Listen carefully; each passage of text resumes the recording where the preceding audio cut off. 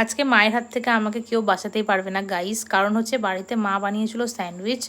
আমি সেটা না খেয়ে রাস্তায় বেরিয়ে সেই স্যান্ডউইচই খেলাম। মা যদি দেখতে পায় আমাকে যে কি করবে আমি নিজেও জানি না।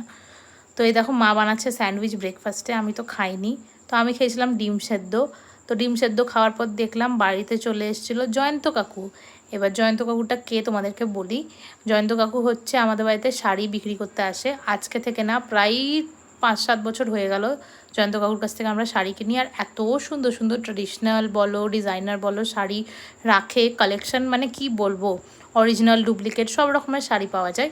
তো মা এই যে এই ডুয়েল টোনের শাড়িটা নিয়েছিল, আর পাশের বাড়ি কাকিমা নিয়েছিল এই লিনেন আর একটা কি শাড়ি বলছে। তো সবার জন্য আমি তারপর বানিয়ে নিয়েছিলাম চা দিয়ে, তারপর আমি একটু রেডি হয়ে নিয়েছিলাম কারণ রাখি চলে এসছে আর আমার রাখি কেনা হয়নি।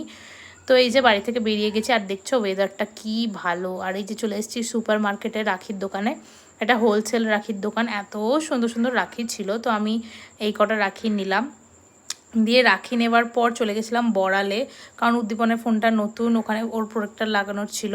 আর আমিও নিজের জন্য একটা কভার কিনে নিয়েছিলাম। তারপর চলে গেছিলাম টিজি ক্যাফেতে। এই ক্যাফেটা তো অনেকেই ফেসবুকে দেখেছো যারা বহরমপুরে থাকো। তো আমিও দেখেছিলাম, যাওয়া হয়ে ওঠেনি। তো ওখানে গিয়ে অর্ডার করলাম এই যে স্যান্ডউইচ। আর তোমাদেরকে আমি এই যে মেনু কার্ডটা দেখাচ্ছি। আর এই দেখো এরা কি সুন্দর লাইভ তোমার সামনে বানিয়ে দেবে খাবার, এত ভালো বানিয়েছিল, তোমরা ট্রাই করতে পারো। আর কেমন লাগলো ব্লগটা অবশ্যই জানিও। ওটা